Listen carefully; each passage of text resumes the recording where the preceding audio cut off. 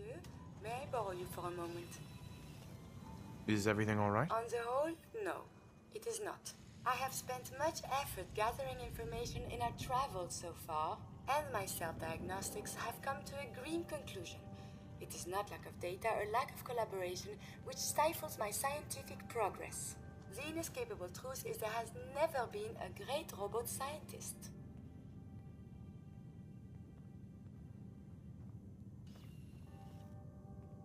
I'm sure your research isn't that bad. You are polite to say this, but if something does not change, my efforts will be mere stagnation.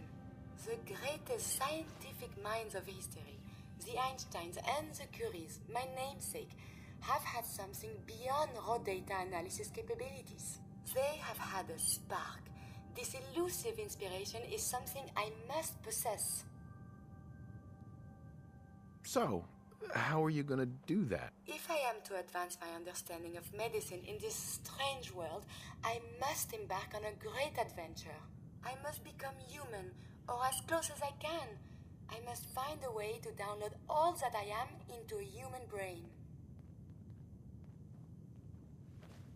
I know someone who might be able to help. Dr. Amari. Please, then, we must go to her and talk. Perhaps this is an impossibility, but it must be pursued. If you hit upon something, don't bother. Doctor, my friend here needs your help. Oh? I'm not a mechanic.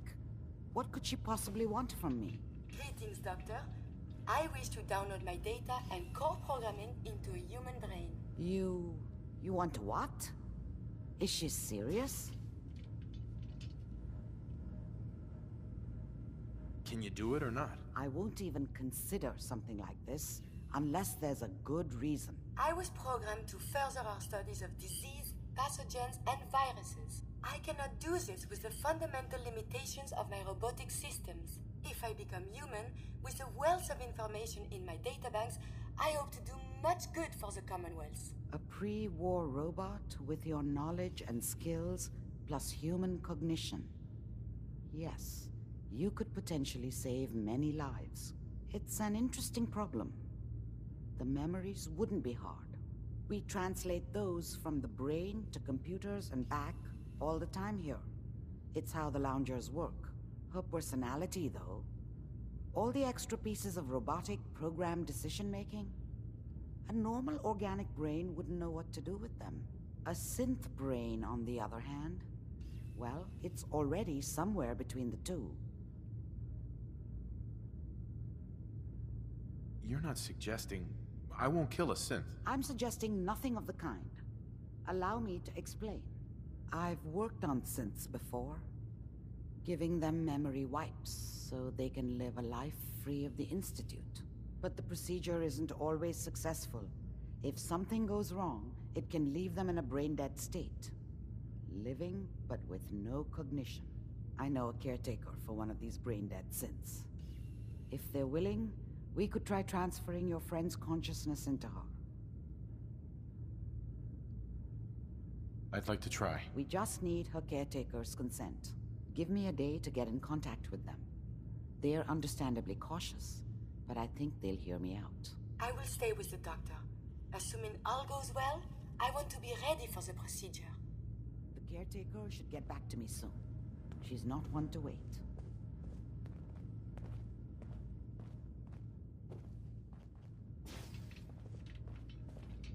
So, you're the one that wants to put a robot brain in G519?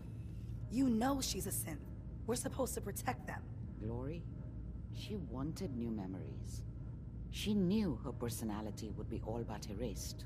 These are just different memories. Perhaps better ones. I don't know. Maybe I should just let her go. What would G5 have wanted? G5 was scared. Like most synths, she was terrified the Institute would find her and send her back. I tried to convince her that she could live free, as herself, but she didn't listen. Her sacrifice will give someone else the gift of life. Yeah, but would she want to become a walking, breathing tin can? We fought our whole lives to be more than that. G5's off life support right now. Her body is deteriorating. It's best if you decide soon. Damn it. Fine. Do it. Do it now, before I change my mind. Curie, let's begin. I should see this through. Terminate all non-essential operations. Affirmative. All right. Connection complete. I have access to your friend's memories. G5's already been prepped, so this shouldn't take long. Yes. There.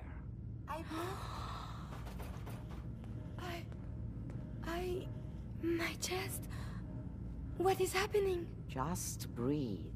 It's an autonomic function. Just let your body do what it must. I feel so strange. Listen to me. Can you hear me? What is your name? My designation is Contagions, Vulnerability, Robotic, Infirmary Engineer. Or Curie. Is that really you, Curie? Yes.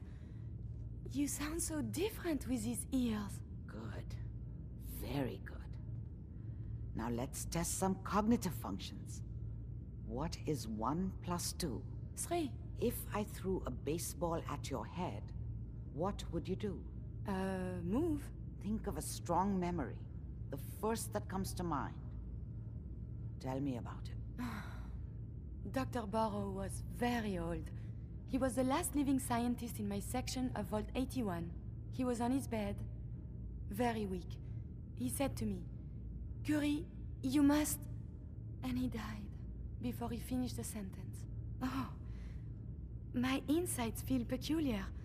What is that? You might be feeling grief for a friend. This unit has no friends, but there. My chest is tightening when I think of poor Dr. Burrow. The operation appears successful. But I think it will take a lot of adjustment for your new friend. She may need your help to make the transition. Thank you, Doctor, for this opportunity.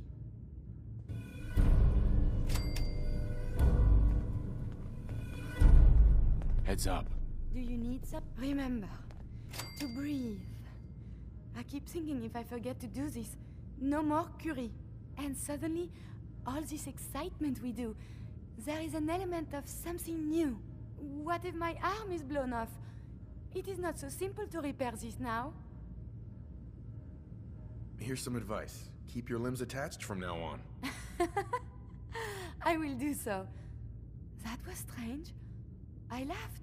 I will be fine. It is coming to me. Quickly, I hope. Just bear with me. I am sure my research will blossom with this magnificent new hardware.